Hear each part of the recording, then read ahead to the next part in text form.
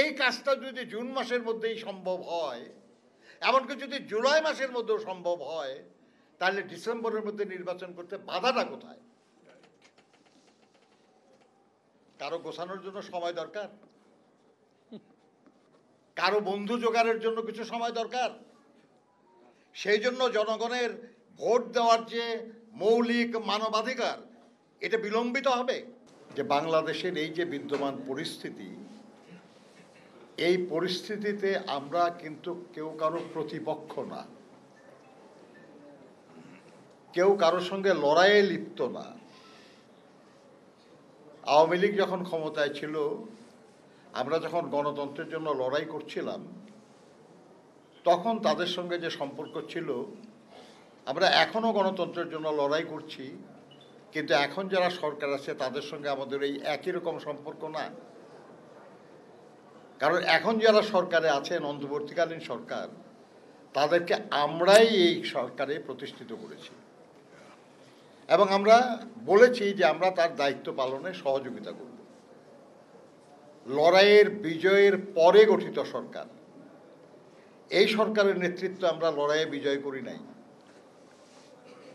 আমরা নিজেরা লড়াই করে বিজয়ী হয়েছি এবং এই লড়াইয়ের জন্য দীর্ঘ সময় ধরে প্রস্তুতি নিতে হয়েছে, ক্ষেত্র প্রস্তুত করতে হয়েছে। জাতিসংঘের রিপোর্ট অনুযায়ী প্রায় 1800 মানুষ গুম হয়েছে, সহস্রাধিক মানুষ খুন হয়েছে, লক্ষ লক্ষ মানুষের বিরুদ্ধে মিথ্যা মামলা দিয়ে হয়রানি করা হয়েছে। বাংলাদেশের এমন কোনো গ্রাম নাই, এমন কোনো পাড়া নাই যেখানে আওয়ামী ফ্যাসিবাদী সরকারের হাতে নিগৃহীত মানুষ নাই।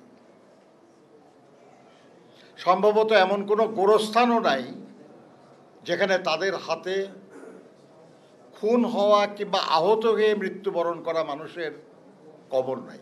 যে আমরা বলেছি, লেবার পার্টি বলেছে যে আমরা বলেছি ডিসেম্বরের মধ্যে নির্বাচনটা হোক। আমি বলতে চাই, যারা এটার বিরোধিতা করছেন তারা শুধু বলুন যে কোন যুক্তিতে ডিসেম্বরের পরে করতে হবে নির্বাচন, কারণটা কি? নির্বাচন কমিশন বলেছে যে জুন মাসের মধ্যে তারা জাতীয় নির্বাচন অনুষ্ঠানের সব প্রস্তুতি সম্পন্ন করতে পারবে, এই জুন মাসের মধ্যে। তাহলে নির্বাচন কমিশনের ডিসেম্বরের মধ্যে নির্বাচন করতে কোনো অসুবিধা নাই। অনেকে সংস্কারের কথা বলছেন, আর সংস্কারের কথা আপনারা কে কি বলেন? আপনারা কবে থেকে সংস্কারের কথা বলেন? যেসব সংস্কারের প্রস্তাব আছে, এই সরকার তো এর সবগুলো নিয়ে এখনো করে নাই। আমরা যে প্রস্তাব করেছি এর বাইরে কোনো সংস্কার প্রস্তাব এই সরকার উত্থাপন করে নাই। এর বাইরে অন্য কোনো রাজনৈতিক দল এমন কোনো সংস্কার প্রস্তাব উত্থাপন করে নাই যা এর সঙ্গে সাংঘর্ষিক। এবং এই সংস্কার প্রস্তাব উত্থাপনের সময় আমরা বলেছিলাম যে রাষ্ট্রের কল্যাণে, জনগণের কল্যাণে যদি কারো এর চেয়ে ভালো কোনো প্রস্তাব থাকে, আমরা সেই প্রস্তাব সাদরে গ্রহণ করব। কাজেই নতুন কোনো প্রস্তাব তো আমাদের এই প্রস্তাবের বিরুদ্ধে না, পরিপূরক। কাজে সংস্কারের বিষয়ে বিএনপির চেয়ে অগ্রণী ভূমিকা বাংলাদেশের আর কোনো রাজনৈতিক দল, আর কোনো শক্তি উপস্থাপন করে নাই। আমরা এর বিপক্ষে না, আমরা পরিপূর্ণভাবে সংস্কারের পক্ষে। কিন্তু প্রশ্ন যেটা, সেটা হলো সংস্কার কি একবারে শেষ করার বিষয়?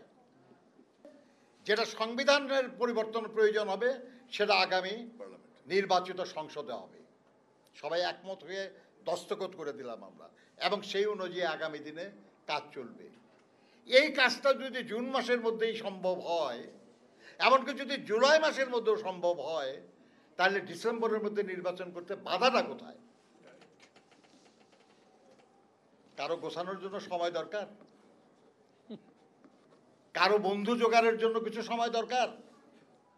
সেই জন্য জনগণের ভোট দেওয়ার যে মৌলিক মানবাধিকার, এটা বিলম্বিত হবে। নির্বাচিত সরকারের কোনো বিকল্প নাই। এটা যত দ্রুত আমাদের অন্তর্বর্তীকালীন সরকার বুঝবেন তত ভালো।